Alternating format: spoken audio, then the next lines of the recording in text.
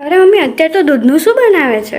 અત્યારે એકદમ thick and creamy market જેવો ફાલુડો બનાવું છું. થીક એન્ડ ક્રીમી ફાલુદો એ પણ ઘરે કેવી રીતે બને? ચાલ તો તને બતાવું.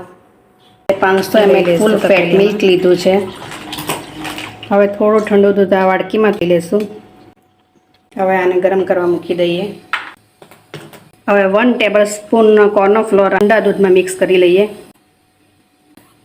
હવે આ દૂધ ગરમ થઈ ગયું છે. એમાં ઠંડા દૂધમાં આપણે જે કોર્નફ્લોર મિક્સ કર્યો હતો ને એ મિશ્રણ આમાં એડ કરી દઈએ. અને બસ એકાદ ઉભરો જ આપણે લાવવાનો છે, બહુ વધારે ઉકાળવાનું નથી.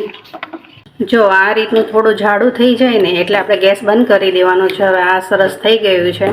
આ થોડુંક ઠંડુ થશે એટલે હજુ થોડુંક જાડું થશે, એટલે એને વધારે પડતું જાડું નથી કરવાનું. બસ એકાદ ઉભરો આવે એટલે ગેસ બંધ કરી દેવાનો છે.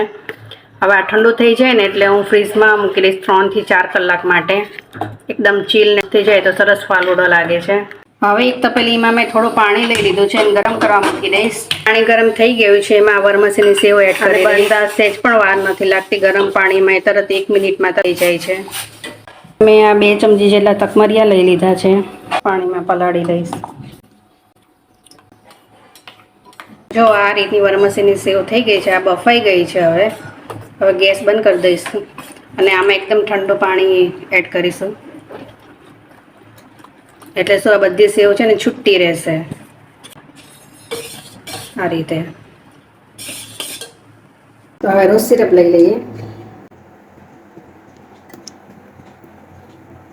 તકમરિયા પલાળ્યા હતા એ તકમરિયા લઈ લઈએ. હવે વરમસીની સેવ.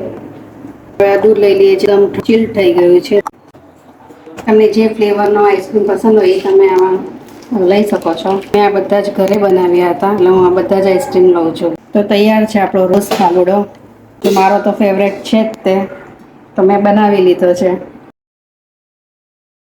તો તૈયાર છે એકદમ ડિલિશિયસ રોઝ ફાલુડો. તો તમે પણ ઘરે બનાવજો. જય શ્રી કૃષ્ણ.